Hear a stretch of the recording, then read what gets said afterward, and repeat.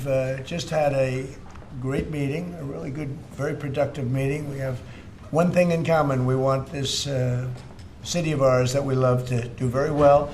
And I wanted to congratulate the mayor. He really ran an incredible race against, a lot of smart people, starting with the early primaries against some very tough people, very smart people.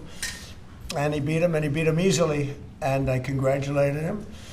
And we talked about some things in very strong common, like housing and getting housing built, and food and prices, and the price of oil is coming way down. That anything I do is going to be good for New York. If I can get prices down, it's good for New York, and we've got them down, way down from last year. We have, as you know, I've been saying to a lot of people, Walmart said that Thanksgiving this year is exactly 25% less than last year, so that's good for New York, good for everybody.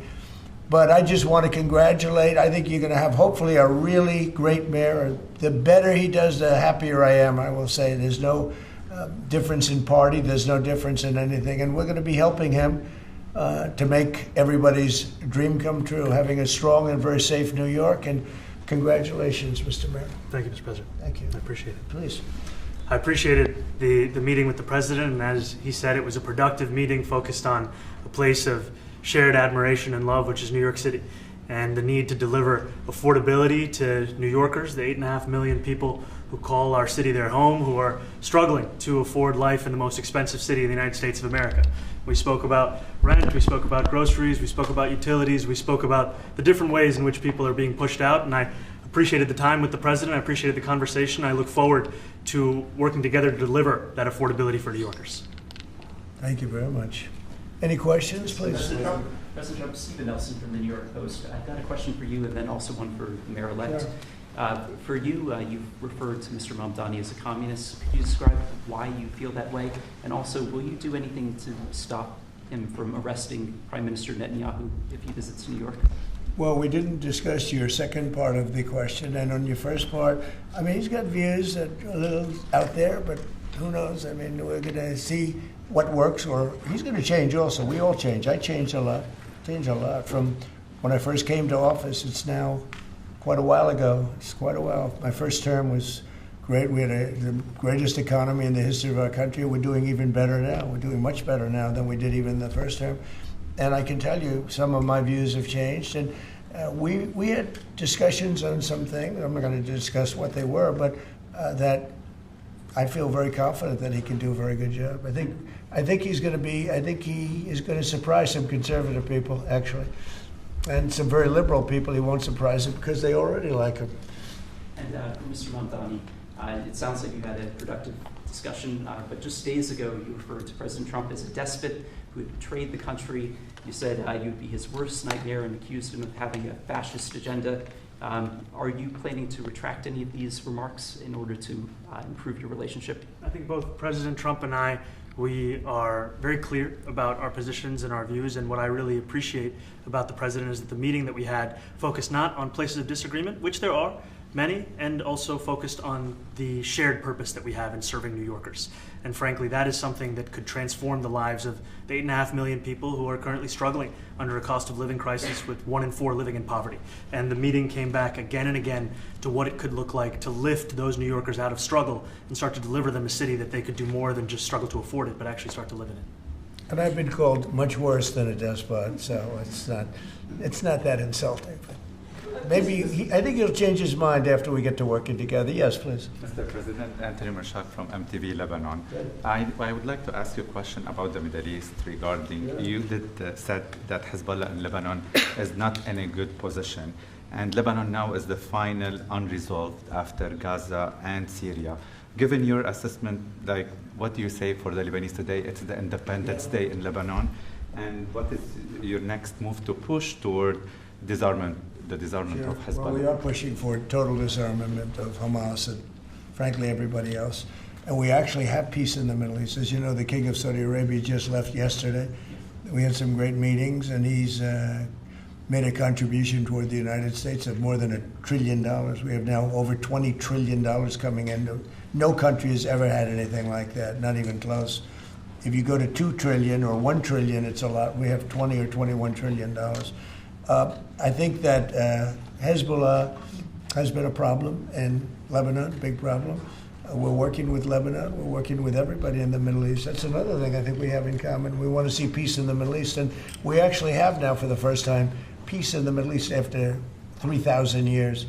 And now we're going to refine it, and I think you're going to see some very positive things happen. There is a potential to invite the Lebanese president to meet you to the White House. I would do that, absolutely. And if the mayor would like to be here for that meeting, because I know he feels very strongly. I think you feel very, very strongly about peace in the Middle East. I think we desperately want it, and that's something that I shared with the president, that when I spoke to New Yorkers who had voted for the president last November on Hillside Avenue and Fordham Road, I asked them why. I heard again and again two major reasons. One was that they wanted an end to forever wars. They wanted an end to the taxpayer dollars we had funding violations of human rights, and they wanted to address the cost of living crisis. And I appreciated the chance to discuss both of those things. You said a lot of my voters actually voted for him, and I'm okay with that. President Trump, I have this hat as well. I'll do that. I'll sign it. Give it to me. I'll sign it in a minute.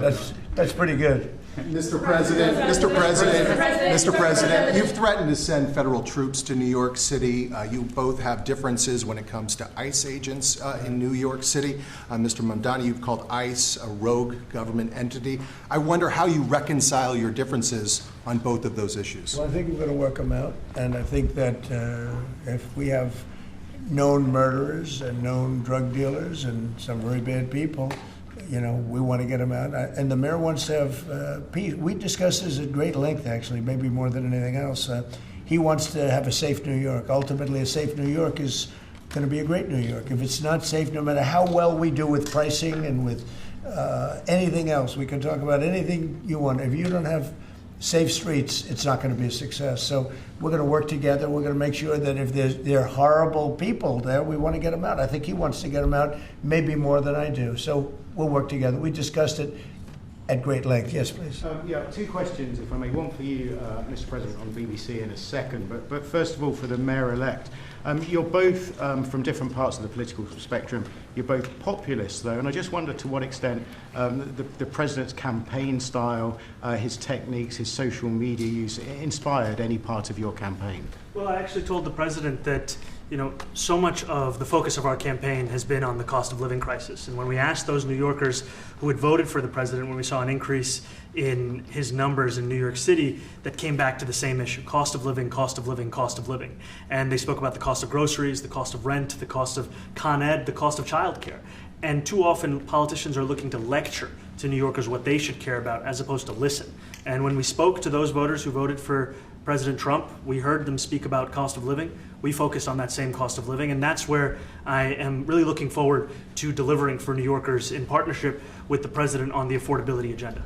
And I think we have to work a little bit. We talked about Con Edison. We have to work a little bit on getting the prices, because we've gotten fuel prices way down, but it hasn't shown up in Con Edison. And we're going to have to talk to them. If we're sending them fuel at a much lower price than it was a year ago, which is true, we have to get Con Edison to start lowering their rates. Absolutely.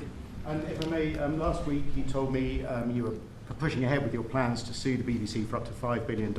You were going to speak to Prime Minister Starmer as well. Is there any progress or any updates on those issues? Well, we get along very well with the Prime Minister. We made a deal with UK.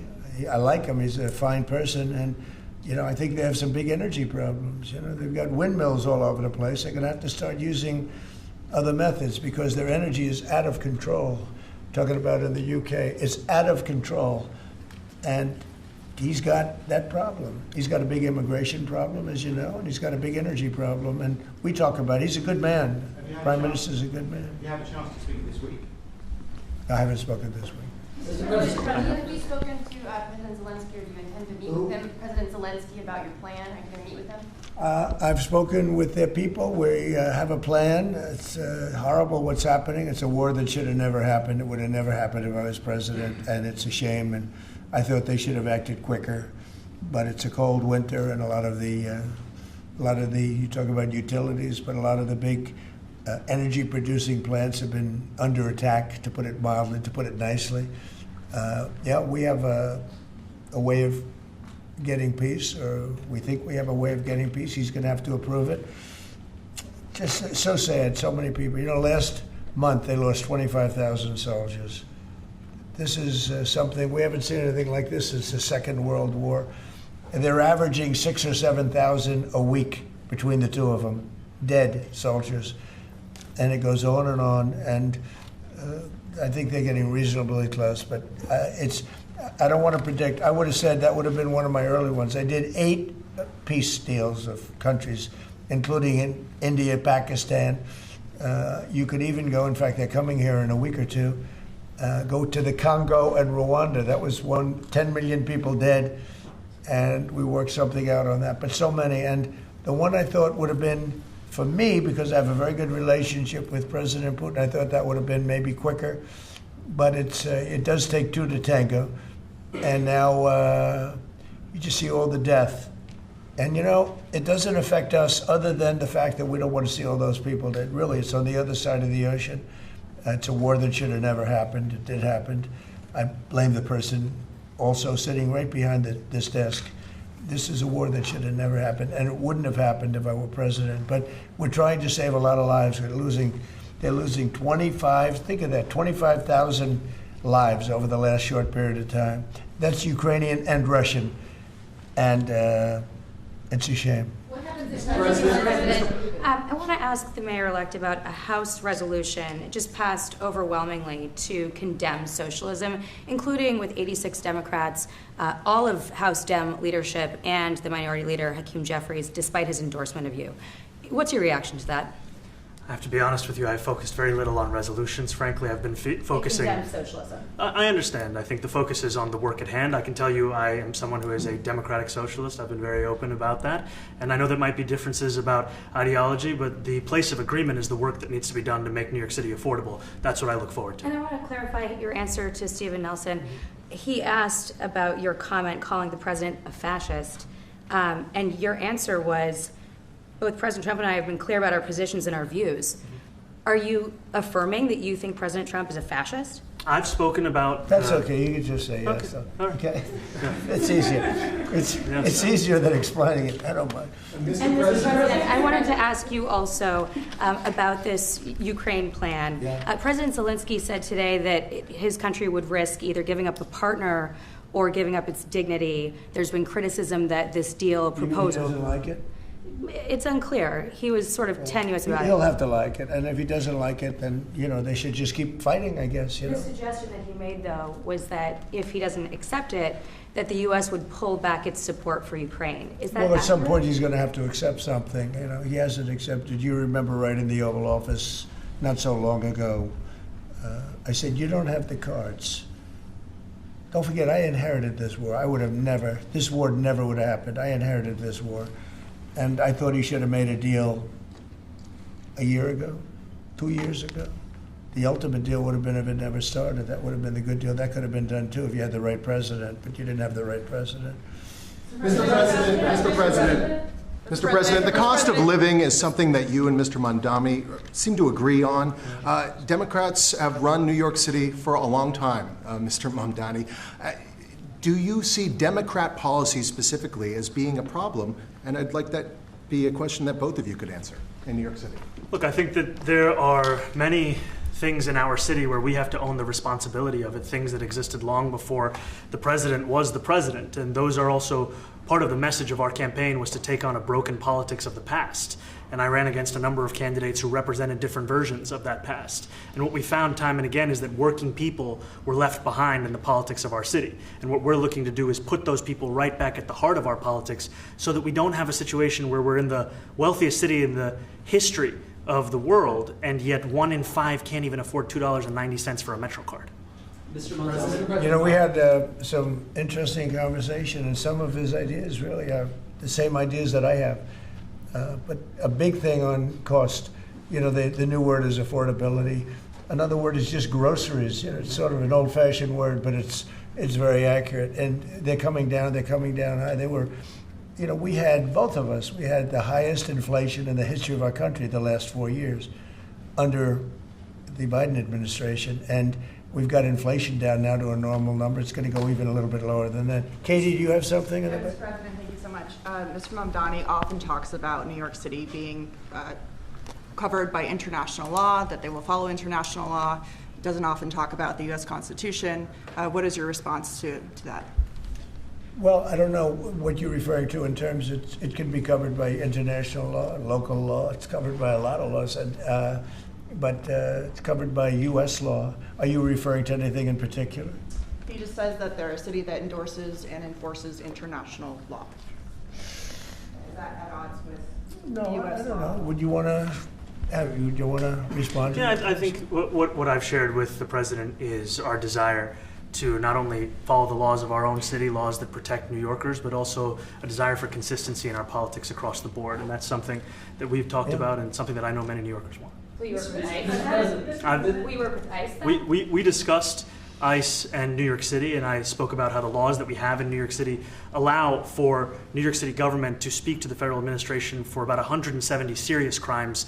The concerns that many New Yorkers have are around the enforcement of immigration laws on New Yorkers across the 5 boroughs, and most recently we're talking about a mother and her 2 children, how this has very little to do with what that is. Mr. Mamdani, What we did is we discussed crime. More than ICE per se, we discussed crime. And he doesn't want to see crime, and I don't want to see crime. And I have very little doubt that we're not going to get along on that issue. He wants to, and he said some things that were very interesting as to housing construction, and he wants to see houses go up. He wants to see a lot of houses created, a lot of apartments built, etc. And you know, we actually people would be shocked, but I want to see the same thing. Mr. Mamdani, anti-Israel protesters. Jack? Yeah, Mr. President, I wanted to know one of the policies as well that Mayor-elect Mamdani talked a number of times about on the campaign was shifting the tax burden for property taxes from what he called minority communities to white-based communities and putting more taxes on white people. I also noticed that in your acceptance speech you didn't mention anything about America or Christians or white people in general, and so I didn't know if that was one of the policies that you guys had spoken about. We focused on affordability. We focused on the cost of living crisis. What I will say is that I am very much interested in property tax reform because what we see right now in New York City is a system that is so inequitable that it can't even stand up in court. And the president and I spoke about the importance of not only building more housing, but also making sure that regulation of housing is something that is manageable to actually get through and not the cause of yet another weight that we see in our But to city. be clear, you're continuing this idea of race-based property taxes. No, to be very clear, That's what you said. no, Yes, it is. the use of the term was a description of neighborhoods, not a description of intent. So you intend to tax the whiter neighborhoods more? No, we intend to create a fair property tax system because we want a New York City that is not only fair and equitable, but also one that every New Yorker can afford. Mr. Mamdani, anti-Israel protesters. Please, go ahead. Mr. Mamdani, anti-Israel protesters just targeted a synagogue in New York. Are you concerned about Jewish New Yorkers feeling welcome and safe in the city? And President Trump, you've threatened to cut off federal funding to New York City. What policies would prompt you to do that? Would that be city-run grocery stores? Would it be something else? Well, I think if we didn't get along, whether it's cut off or just make it a little bit difficult or not give as much, we want to see, I use the term, we don't want good money going after bad, and we don't want that to happen. I don't think that's going to happen. I did say that, subject to what policies are being said. We had a meeting today that actually surprised me. He wants to see no crime. He wants to see housing being built. He wants to see rents coming down, all things that I agree with. Now, we may disagree how we get there. The rent coming down, I think one of the things I really gleaned very much today, he'd like to see him come down, ideally, by building a lot of additional housing. Yeah. That's the ultimate way. He agrees with that, and so do I. But if I read the newspapers and the stories, I don't hear that. But I heard him say it today, and I think that's a very positive step. No, I don't expect. I expect to be helping him, not hurting him. A big help, because I want New York City to be great. Look, I love New York City. It's where I come from. I spent a lot of years there. Now I'm right here. We took a big setback with the mayor that we had, named de Blasio. I thought it was a tremendous setback for the city. I think this mayor can do some things that are going to be really great. Mr. President, Mr. President, Thank you, Mr. President. Mr. President, How about you? Thank you, Mr. President. You're a billionaire. You have a different address nowadays than you used to, but you used to call New York City home. Would you feel comfortable living in New York City under a Mamdani Yeah, administration? I would. I really would. Especially after the meeting. Absolutely. What makes you comfortable? We agree on a lot more than I would have thought. I think I want him to do a great job, and we'll help him do a great job. You know, he may have different views, but in many ways, you know, we were discussing when Bernie Sanders was out of the race, I picked up a lot of his votes, and people had no idea because he was strong on not getting ripped off in trade and lots of the things that I've practiced and been very successful on. Tariffs, a lot of things. Bernie Sanders and I agreed on much more than people thought. And when he was put out of the race, I think quite unfairly, if you want to know the truth, many of the Bernie Sanders voters voted for me. And I felt very comfortable, frankly, in seeing that and saying that. And, you know, it just turned out to be a statistical truth. But no, I feel very comfortable. I would feel very, very comfortable being in New York, and I think much more so after the meeting. Yes, please. Thank you, Mr. President. I have a question for you, but a very quick one for the mayor. Why did you fly here? Aren't trains greener? I'll use every form of transit, and I want to make sure that they're all affordable in New York City, and that's why making buses fast and free is a centerpiece of our campaign. There is a bus that goes. Well, but I know, but if he flew, that's a lot quicker too. You know, I mean, he's working very hard. For him to be, that's a very long drive. I'll stick up for you. You know, the plane takes you 30 minutes, and driving takes you a And long Mr. time. President, I was wondering if you could clear up some confusion around a Washington Post report. There was this explosive report that the Coast Guard is no longer going to characterize swastikas and nooses as hate symbols. DHS called that a lie and fake news. Can you clear up? I don't know anything about it. When was this written? I think yesterday. Well, look, the Coast Guard's an incredible group of people. I know them very well. We just ordered a lot of new Coast Guard cutters, beautiful, the most magnificent ship. They look like yachts with lots of guns on them. So I don't know. I haven't seen any report like that, but certainly we want them to remain a great force, and they are. Mr. President, you are a peacemaker, and you did the peace in all the 9 months around the world. I would like to ask Mr. Mamdani, you've accused the U.S. government of committing genocide in Gaza while President Trump was working on peace. Why that? I've spoken about the Israeli government committing genocide, and I've spoken about our government funding it. And I shared with the president in our meeting about the concern that many New Yorkers have of wanting their tax dollars to go towards the benefit of New Yorkers and their ability to afford basic dignity. And what we see right now is we're in the 9th consecutive year of more than 100,000 school children being homeless in our city. And there's a desperate need not only for the following of human rights, but also the following through on the promises we've made New Yorkers. And I appreciated the meeting we had and the work that we can do. Do you agree that President Trump did do a peace and he worked hard to make the peace because he worked hard to do the peace in the Middle East and everywhere? Do you agree with that? I appreciate all efforts towards peace, and I shared with President Trump that when I spoke to Trump voters on Hillside Avenue, including one of whom was a pharmacist that spoke about how President Trump's father actually went to that pharmacy not too far from Jamaica Estates, that people were tired of seeing our tax dollars fund endless wars. And I also believe that we have to follow through on the international human rights, and I know that still today those are being violated, and that continues to be work that has to be done no matter where we're speaking of.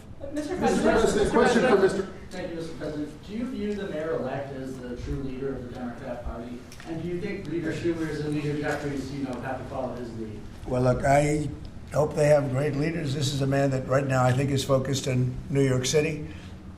I really think he has a chance to do a great job. We're going to help him, but I really think he has a chance to do a great job. But I'll let you answer that. You consider yourself the leader of the Democrats? I think it's more appropriate for him. I consider myself the next mayor of New York City, and I keep my horizons firmly on New York City, and I appreciate the meeting with the president, which focused again on the 5 boroughs and whether New Yorkers could afford to live there. By the way, being the mayor of New York City is a big deal. Absolutely. I always said, one of the things I would love to be someday is the mayor of New York City. Being the mayor of New York, and especially now, because I think you're at really a turning point, one way or the other. It could go great, or it can go in a different direction. And I think you really have a chance to make it great. Mr. President, you say you love New York City. Mr. Mamdani, does New York City love President Trump? New York City loves a future that is affordable. And I can tell you that there were more New Yorkers who voted for President Trump in the most recent presidential election because of that focus on cost of living. And I'm looking forward to working together to deliver on that affordability agenda. I got a lot of votes. One more. Go ahead. One or two more. Go ahead. I tell you, the press has eaten this thing up. You know, I've had a lot of meetings with the heads of major countries. Nobody cared. This meeting that you people have gone crazy. You know, outside you have hundreds of people waiting. This is just a small little group. For some reason, the press has found this to be a very interesting meeting. The biggest people in the world, they come over from countries nobody cares. But they did care about this meeting, and it was a great meeting. Go ahead. Yeah, Mr. President, I was going to ask you exactly that. Why do you think there's so much more, so much excitement around this than even some foreign leaders? Because I think he's different. All right? I think he's different. And that can be in a very positive way, but I think he's different than, your typical guy, runs, wins, becomes mayor maybe, and nothing exciting. Because he has a chance to really do something great for New York. New York is at a very critical point. And he does need the help of the federal government to really succeed, and we're going to be helping him. But he's different than, your average candidate. He came out of nowhere. I said he has a great campaign manager standing over there. He came out of nowhere. What'd you start off at 1 or 2? And then I watched. I said, who is this guy? He was at 1, then he was at 3, then he was at 5, then he was at 9. Then he went up to 17. I said, that's getting a little bit interesting, right? And then all of a sudden he wins a primary that nobody expected he was going to win. It's a great tribute. I mean, it's an amazing thing that he did. And I'll just add one thing to what the president said. Is one thing I also appreciated is in our meeting to appreciate a portrait of FDR and the incredible work that was done with the New Deal, and also in thinking about what it can look like when the federal government and New York City government work together to deliver on affordability. It can be transformative. We have a great portrait of FDR that I found in the vaults that was missing for years. I found it, and I put it up. He's a Democrat, to the best of my knowledge. He's a Democrat. And when the mayor saw that portrait, he said, "Sir, do you mind if I have a picture taken by that portrait?" It's an amazing portrait. I hope the picture comes out good. But it's an amazing portrait in the cabinet room. So he's a big fan of the New Deal, I guess, and of FDR. Yes, ma'am. Thank you, Mr. President. You said that you both spoke about crime. There are many police officers set to come off the rolls at the end of this year in New York City. Are you going to allow those police to be replaced with police officers, actual cops? And are you going to require that happens? Would there be some consequence if the I hope staff it happens, but again, that's going to be ultimately the mayor's decision. What's your answer? Is that I look forward to delivering public safety with the NYPD, and I've said over the course of our campaign that we have the number of police officers today. They are the ones that's budgeted about 35,000 headcount. And I think the key thing is that we have to make it easier for police to focus on police work, not ask them to respond to 200,000 mental health calls a year. So is that a reduction from what you're at right now? Are you committing to maintaining the same level of cops? I've committed over the course of the campaign to maintain the 35,000. That's the headcount that we had through the campaign. And not replace them with caseworkers, social workers? No, I've said that's the headcount that we want. What we need to do is make sure they can focus on serious crime. And he just retained a great police commissioner, I believe, right? Yes, we did. Commissioner Tisch. If the newspapers are correct. That one they're correct about. He retained, I think, somebody that is she's a good friend of some of the people in my family, of Ivanka, and they say she's really good, really competent, and he just retained her, so that's a good sign. Mr. President, are there still topics that you see the two of you disagreeing on in the future, and do you think you'll have more meetings like this? There will be topics that we disagree on. I think we'll probably come to a conclusion, and ultimately he'll convince me, or I'll convince him. It's for the good of New York. Ultimately, it's for the good of New York. I don't care about affiliations or parties or anything else. I want to see if this city could be unbelievable, if he could be a spectacular success, I'd be very happy. Do you think you guys will meet more in the future, too? Excuse? Do you think you'll meet again in the future, throughout the administration? I think we will. I think we will. I hope we do. I enjoyed the meeting. We had a great meeting. Please. Mr. President, Republican Elise Stefanik has campaigned multiple times by calling Zohran Mamdani a jihadist. Do you think you're standing next to a jihadist right now in the Oval Office? No, I don't, but she's out there campaigning, and, you say things sometimes in a campaign. Isn't that sort of divisive? She's a very capable person. Isn't But that a kind of label? you really have to ask her about that. But no, I don't particularly. I think I met with I met with a man who's a very rational person. I met with a man who really wants to see New York be great again. And I can say again, because New York was great. You know, when I came down to Washington initially, the city was so hot. It was doing great. We were having some telltale signs of problems. We had a mayor that was not doing a great job, but still, it was moving along. And it went bad. It really went, you know, pretty bad. And he can, I think it's been at lower points, but it went pretty bad. I think he can bring it back. Now the question is, will he bring it back all the way? Will he bring it back greater than ever before, which is, I guarantee, that's his wish. I think he wants to make it greater than ever before. And if he can, we'll be out there cheering. I'll be cheering for him. Okay? Thank you very much, everybody. You chose not to answer the question about the synagogue protest. Thank you.